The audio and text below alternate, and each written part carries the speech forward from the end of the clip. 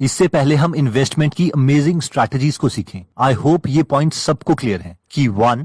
हमें कम से कम अपनी सैलरी का 20% सेव करना है, जिसे हम आरडी या एफडी में गवर्नमेंट बैंक्स में सेव करते हैं, ताकि हमें बुरे वक्त में किसी के सामने हाथ ना फैलाने पड़े।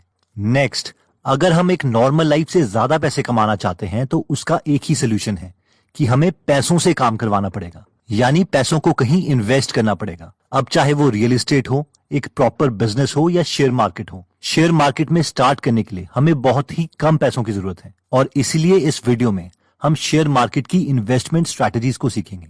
शेयर मार्केट इसीलिए भी अच्छा है क्योंकि अगर हमें ये स्किल आ जाती है तो हम किसी और के बिजनेस के टुकड़े को खरीद सकते हैं, उनके शेयर्स लेके।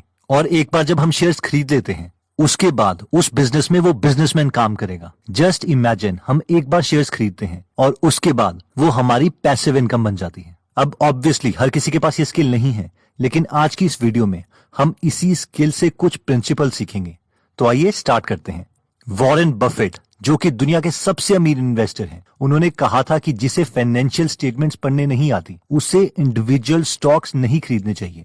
और ये एकदम सही है, और इसीलिए इस वीडियो में हम फाइनेंशियल स्टेटमेंट्स को पढ़ना सीखेंगे, और वो भी बहुत इंटरेस्टिंग वे में। देखिए, फाइनेंशियल स्टेटमेंट्स हमें तब समझ आएगी जब हम कंपनी के प्रोसेस को समझते हैं। तो आइए हम पहले कॉन्सेप्ट से स्टार्ट करते हैं, जो कि है bonds are safer than stocks. इस कॉन्सेप्ट को समझने के लिए हम आपके लिए कंपनी खोलते हैं, जिसका नाम हम रखेंगे कंपनी ए, जिसको आपने 7 लाख शेयर्स में तोड़ा है और हर शेयर की कीमत ₹1 रखी है। ये कंपनी आपने इसीलिए खोली है ताकि आप टी शर्ट्स के बेच सकें।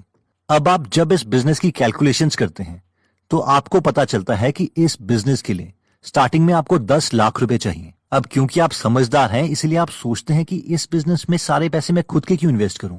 आप कंपनी ए में सिर्फ 5 लाख रुपए इन्वेस्ट करते हैं और 5 लाख शेयर्स के ओनर बन जाते हैं। लेकिन बाकी के 5 लाख रुपए कहां से आएंगे? आप अपने 2 दोस्तों से बात करते हैं और वो दोनों दोस्त आपको पैसे देने के लिए राजी हो जाते हैं। आपका पहला फ्रेंड राम आपको 3 लाख रुपए देता है, जिसके बदले उसे आपकी कंपनी से 3 लाख का बॉन्ड सर्टिफिकेट चाहिए। अब आप बोलेंगे, ये बॉन्ड सर्टिफिकेट क्या है? बॉन्ड बेसिकली एक सर्टिफिकेट है जिसमें लिखा हुआ है कि आप अपने दोस्त को 3 लाख रुपए वापस करेंगे विद इंटरेस्ट, जस्ट एक लोन की तरह, जो आपने बैंक के बजाय अपने दोस्त से लिया है। और इसके बाद आपका दूसरा दोस्त श्याम भी आपको 2 लाख रुपए देने के लिए राजी हो जाता है, लेकिन इस 2 लाख रुपए के बदले उसे आपकी कंपनी में 2 लाख शेयर्स चाहिए ₹1 के हिसाब से, यानी आप उसे अपनी कंपनी में 2 लाख की इक्विटी देंगे। तो अब हम आपकी कंपनी ए की बैलेंस शीट बनाते हैं। तो एक कंपनी की बैलेंस शीट में बेसिकली 2 चीजें होती हैं, एसेट्स और लायबिलिटीज। अब इसमें एसेट्स और लायबिलिटीज की डेफिनेशन रिच डैड और पुअर डैड की बुक से थोड़ी डिफरेंट है। एसेट्स वो चीजें हैं जो कंपनी ओन करती है, जैसे कि कोई कैश, प्रॉपर्टी, कोई मैकेनिकल टूल जो कंपनी को चलाने के लिए चाहिए, एक्सेट्रा। जबकि लायबिलिटीज वो चीजें हैं जो कंपनी को किसी को देनी है, फॉर एग्जाम्पल बैंक लोन या बॉन्ड्स की फॉर्म में लिया हुआ लोन, या फिर इक्विटी से कलेक्ट हुआ पैसा जो कि शेयर होल्डर्स को वापस देना है। तो आपकी कंपनी ए की बैलेंस शीट कुछ इस तरीके से दिखाई देगी, जिसमें लेफ्ट साइड में आएगा एसेट्स और राइट साइड में आएगा लायबिलिटी। आपके पास एसेट्स हैं सिर्फ 10 लाख रुपए की टी शर्ट्स के, क्योंकि आपने अपना सारा पैसा इसी में इन्वेस्ट कर दिया। जो 5 लाख रुपए आपने खुद इन्वेस्ट करे थे, 3 लाख रुपए जो आपके फ्रेंड राम ने दिए थे, और 2 लाख रुपए जो आपके फ्रेंड श्याम ने दिए थे। अब राइट साइड की लायबिलिटी में इसमें है 3 लाख रुपए के बॉन्ड्स जो आपको आपके फ्रेंड राम ने दिए थे। सेकंड लायबिलिटी है 2 लाख इक्विटी की, जिसमें 2 लाख शेयर्स हैं जो कि श्याम के हैं। और थर्ड लायबिलिटी जो कंपनी के ऊपर है वो है आपकी, जो कि है 5 लाख शेयर की, क्योंकि 5 लाख आपने भी कंपनी को दिए हैं। अब आपको लगेगा कि ये लायबिलिटी में मेरे शेयर्स की इक्विटी कैसे आ गई? मैं तो कंपनी का ओनर हूं। लेकिन लीगली, लॉ की नजरों में कंपनी और आप अलग अलग हैं, और कंपनी के ऊपर आपको पैसे देने की लायबिलिटी है, क्योंकि कंपनी ने आपको 5 लाख रुपए देने हैं। 10 लाख रुपए के एसेट्स हैं और 10 लाख की लायबिलिटी है। अब सवाल आता है कि अगर आपका ये बिजनेस चला ही नहीं और वो फेल हो जाता है तो? अब क्योंकि आपके पास 10 लाख की टी शर्ट्स हैं तो आप मार्केट में जाते हैं उसे बेचने के लिए, लेकिन दुकानदार आपको सिर्फ 3 लाख रुपए देता है, क्योंकि उसकी नजरों में आपके 10 लाख की टी शर्ट्स की कीमत सिर्फ 3 लाख रुपए है। I am sorry for the loss. अब आपके लॉस के लिए सॉरी, बट मेन पॉइंट ये है कि ये जो 3 लाख रुपए आपके 10 लाख की टी शर्ट को बेच के मिले हैं, वो किसको जाएंगे? आपको, आपके फ्रेंड राम को जिसने आपको 3 लाख रुपए दिए थे बॉन्ड्स के लिए, या आपके फ्रेंड श्याम को जिसने आपको 2 लाख रुपए दिए थे स्टॉक्स के लिए। अब आप सोचेंगे कंपनी तो मेरी है, कम से कम ये 3 लाख रुपए मैं तो रखूं। लेकिन ऐसा नहीं होगा, ये 3 लाख रुपए आपके फ्रेंड राम को जाएंगे।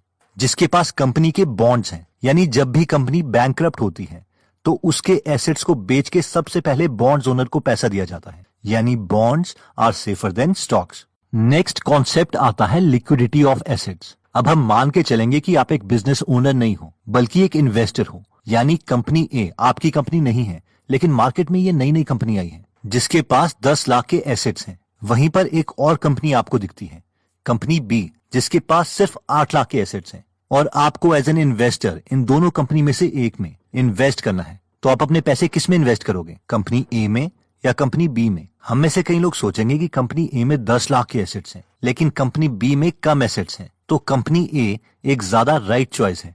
लेकिन इस केस में ये गलत है। अब आप पूछेंगे क्यों?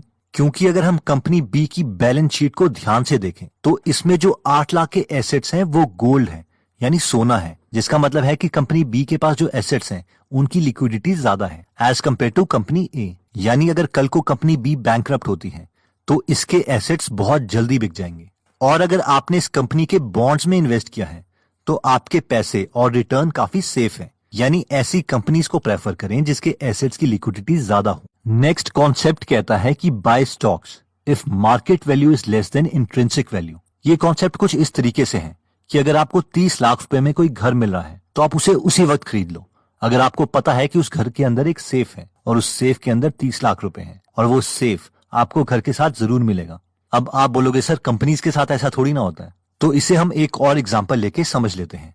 मान लीजिए एक और कंपनी है, कंपनी सी, जिसमें 10 लाख के गोल्ड एसेट्स हैं और इस कंपनी ने कोई लोन नहीं लिया, ना ही बैंक से ना ही बॉन्ड्स की फॉर्म में पब्लिक से, और इसके सारे 10 लाख रुपए 10 लाख शेयर्स 1 रुपए के हिसाब से बिक चुके हैं। अब अगर हम इस कंपनी की बुक वैल्यू की बात करें, यानी जो अकाउंटेंट्स ने बैलेंस शीट में लिखी है, वो 10 लाख रुपए, जो कि इस केस में इंट्रिंसिक वैल्यू भी है, यानी इस पूरे बिजनेस की कीमत कम से कम 10 लाख रुपए है। आई होप आप सब मुझसे इस बात में अग्री करेंगे, क्योंकि ये एसेट्स गोल्ड हैं, तो हमें इस कंपनी की वैल्यू को इवैल्यूएट करने में कोई डिफिकल्टी नहीं होनी चाहिए। अब इस कंपनी की मार्केट वैल्यू चेंज होती रहेगी। कभी आप न्यूज चैनल में देखेंगे कि कंपनी का एक शेयर 2 रुपए का बिक रहा है, कभी 2.5 रुपए का बिक रहा है, और इन दोनों केस में हमें इस कंपनी के शेयर्स नहीं खरीदने हैं, क्योंकि अगर शेयर 2 रुपए का है तो इस कंपनी की उस समय मार्केट वैल्यू 2 रुपए इंटू 10 लाख शेयर यानी 20 लाख रुपए है। और अगर मार्केट में एक शेयर 3 रुपए का बिक रहा है तो इस कंपनी की वैल्यू 3 रुपए इंटू 10 लाख शेयर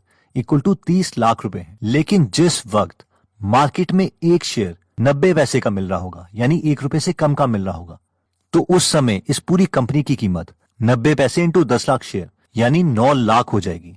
यानी इस समय हमें मार्केट ये कंपनी इसकी असली वैल्यू से सस्ते में मिल रही है और इस समय हमें ये कंपनी खरीद लेनी चाहिए। अब हो सकता है कि हमारे पास 9 लाख रुपए ना हो इस पूरी कंपनी को खरीदने के लिए, लेकिन अपनी पॉकेट के अकॉर्डिंग हम इसके मैक्सिमम शेयर्स खरीद सकते हैं, क्योंकि हमें पता है कि हमारा प्रिंसिपल सेफ है। इसे Warren Buffett margin of safety भी बोलते हैं, यानी कंपनी को हमेशा उसकी रियल वैल्यू से सस्ते में खरीदो और अपने प्रिंसिपल को रिस्क में मत डालो, क्योंकि अगर एक बार प्रिंसिपल चला गया तो कंपाउंडिंग का जादू कभी काम नहीं करेगा। अब आप बोलेंगे सर ये एग्जांपल्स तो आप खुद बना के बोल रहे हैं, ऐसी अपॉर्चुनिटी मार्केट में थोड़ी ना मिलती है। लेकिन ऐसी अपॉर्चुनिटीज हर वक्त मार्केट में मिलती रहती हैं, लेकिन हमें हर वक्त कंपनीज के फाइनेंशियल स्टेटमेंट्स को एनालाइज करते रहना पड़ेगा और उसकी ट्रू वैल्यू हमें पता होनी चाहिए। फॉर एग्जाम्पल 2001 में एनर्जी कंपनी के स्टॉक सस्ते हो गए थे, सबको लगा मार्केट में डिप्रेशन है। उस समय एक ड्रिलिंग कंपनी थी जिसका नाम था पैटरसन यूटीआई एनर्जी, जिसका शेयर का प्राइस उसकी टोटल इक्विपमेंट की मार्केट वैल्यू से भी सस्ता मिल रहा था।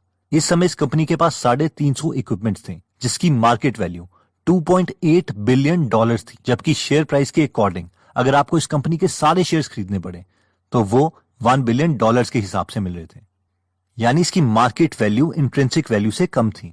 अगर ये कंपनी पूरे तरीके से फेल भी हो जाती तो भी इन्वेस्टर्स का पैसा नहीं डूबता, और ऐसा ही हुआ। जिन लोगों को वैल्यू इन्वेस्टिंग की नॉलेज थी उन लोगों ने इस कंपनी के बहुत सारे शेयर्स खरीद लिए। अब हुआ ये कि कुछ टाइम के बाद ऑयल प्राइस बढ़ने लग गए और इस कंपनी के शेयर प्राइस भी बढ़ गए, तो इन्वेस्टर्स को डबल फायदा हो गया। नेक्स्ट कॉन्सेप्ट कहता है कि be aware of intangible assets. अब दोबारा से हम एक एग्जांपल लेते हैं। हमारे पास ऑप्शन था एक गोल्ड की कंपनी बी में इन्वेस्ट करने के लिए, जिसके पास 8 लाख के एसेट्स थे, वो भी गोल्ड में।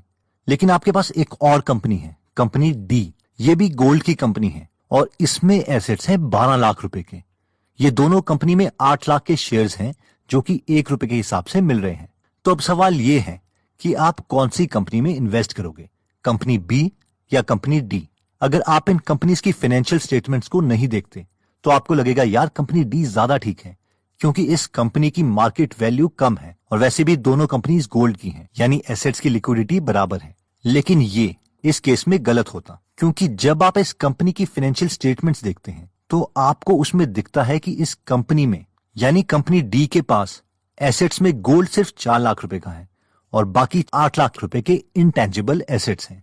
अब आपको समझ नहीं आता कि ये इंटेंजिबल एसेट्स कौन से हैं, इसलिए आप कंपनी डी में कॉल करते हो तो वो आपको बताते हैं कि कंपनी डी ने जो रिसेंटली अमिताभ बच्चन के साथ ऐड की थी इस कंपनी को प्रमोट करने के लिए, तो उसमें 8 लाख रुपए लग गए थे और यही कंपनी का एसेट है जो कि उन्होंने अपनी फाइनेंशियल स्टेटमेंट में एसेट्स के कॉलम में लिखा है। अगर आप कंपनी डी को एनालाइज करो तो आपको भी पता है कि ये ऐड की वीडियो कोई रियल एसेट नहीं है और बैंक्रप्सी के केस में इसे बेचा नहीं जा सकता, इसलिए कंपनी डी की वैल्यू सिर्फ 4 लाख रुपए है, यानी एक शेयर की वैल्यू 4 लाख रुपए डिवाइडेड बाय 8 लाख रुपए 50 पैसे है। मार्केट में ये चाहे जितने का भी बिक रहा हो और जिस दिन इसके हर एक शेयर की कीमत 50 पैसे से कम हो जाएगी हम इस कंपनी के शेयर्स उसी वक्त खरीदेंगे। तो दोस्तों इस वीडियो में हमने देखा था कि हमें कंपनी के शेयर्स तभी खरीदने चाहिए जब हम उसकी फाइनेंशियल स्टेटमेंट्स पढ़ना जानते हो, वरना म्यूचुअल फंड्स या बाकी चीजों में ही इन्वेस्ट करें। वैसे फाइनेंशियल स्टेटमेंट में 3 स्टेटमेंट्स होती हैं, इनकम स्टेटमेंट, बैलेंस शीट और कैश फ्लो स्टेटमेंट। इस वीडियो में हमने बैलेंस शीट के बहुत ही बेसिक प्रिंसिपल्स को टच किया है।